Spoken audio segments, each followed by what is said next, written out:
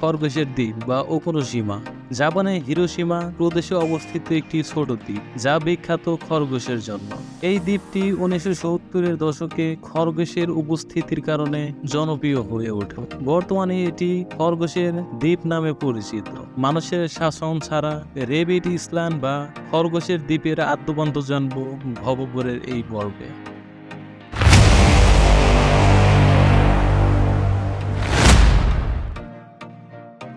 দ্বীপে প্রায় 70টি বুনো খরগোশ বাস করে এবং তারা সম্পূর্ণ নির্দ্বিধায় ঘুরে বেড়ায়। এসব খরগোশ অনেকটাই মানুষের কাছে অভ্যস্ত, তাই পর্যটকরা তাদের খাওয়ানোর সুযোগ পায়। খরগোশের দ্বীপ যা ওকুনোশিমা নামে পরিচিত একটি ছোট দ্বীপ যা জাপানের হিরোশিমা প্রদেশে অবস্থিত।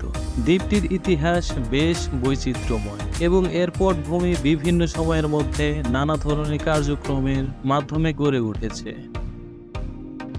জাপানের ওকুনোশিমা দ্বীপটি যা খরগোশের দ্বীপ নামে পরিচিত প্রায় 0.7 কিলোমিটার বর্গ মাইল বা প্রায় 0.7 বর্গ কিলোমিটার আয়তনের।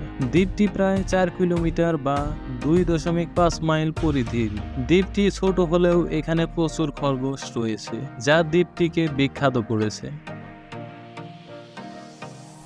ওকুনোশিমা প্রাথমিকভাবে একটি সাধারণ জেলে দ্বীপ ছিল। এটি জাপানের অন্য ছোট দ্বীপগুলির মতোই নির্দিষ্ট জনগোষ্ঠীর বসবাসের জায়গা ছিল এবং এখানে তেমন বিশেষ কোনো ঘটনা ঘটেনি।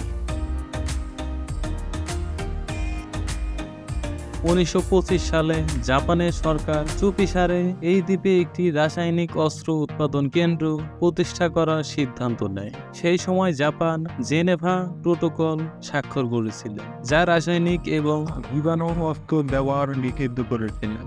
কিন্তু এই চুক্তি লঙ্ঘন করে তারা ওকুনোশিমাতে বিষাক্ত গ্যাস এবং অন্য রাসায়নিক অস্ত্র তৈরি করা শুরু করে। 1929 থেকে 1945 সাল পর্যন্ত এই দ্বীপে হাজার হাজার টন বিষাক্ত গ্যাস, বিশেষ করে সরিন এবং অন্যান্য গ্যাস তৈরি করা হয়েছিল। এই কার্যক্রম গোপনে রাখা হয়েছিল এবং এই কারণে দ্বীপটি মানচিত্র থেকে মুছে ফেলা হয়েছিল। দ্বিতীয় বিশ্বযুদ্ধের পর যখন জাপান পরাজিত হয় তখন এই দ্বীপে অবস্থিত রাসায়নিক অস্ত্র উৎপাদন কেন্দ্র বন্ধ করে দেওয়া হয়। যুদ্ধের শেষে সমস্ত গোপন ডকুমেন্ট এবং সরঞ্জাম ধ্বংস করে ফেলা হয়েছিল। যুদ্ধের সময় এই দ্বীপে যারা কাজ করতেন তাদেরও এই প্রকল্প সম্পর্কে কথা বলার অনুমতি দেওয়া হয়নি।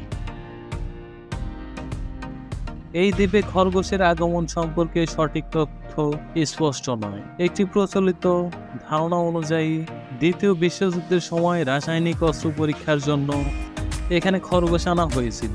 যুদ্ধের পর এই খরগোশগুলিকে মুক্ত করে দেওয়া হয়েছিল এবং তারা দ্বীপের পরিবেশে বংশবৃদ্ধি করতে শুরু করে। আরেকটি তথ্য হলো 1970-এর দশকে কিছু স্কুল ছাত্ররা দ্বীপে খরগোশ নিয়ে আসে এবং সেগুলো মুক্ত করে দেয়। খরগোশগুলো দ্বীপে প্রকৃতির শত্রুহীন পরিবেশে দ্রুত বংশবৃদ্ধি করে, যা আজকের দিনে এই দ্বীপের অন্যতম প্রধান বৈশিষ্ট্য হয়ে উঠেছে। বর্তমানে ওকুনোশিমা একটি জনপ্রিয় পর্যটন কেন্দ্র যা খরগোশের জন্য বিখ্যাত। পর্যটকরা এখানে এসে খরগোশদের খাওয়ানো, তাদের সঙ্গে সময় কাটানো এবং দ্বিতীয় বিশ্বযুদ্ধের সময়কার ইতিহাস নিয়ে জাদুঘর পরিদর্শন করে। দ্বীপটির ঐতিহাসিক গুরুত্ব এবং খরগোশের উপস্থিতি এটি একটি অনন্য পর্যটন গন্তব্যে পরিণত করেছে।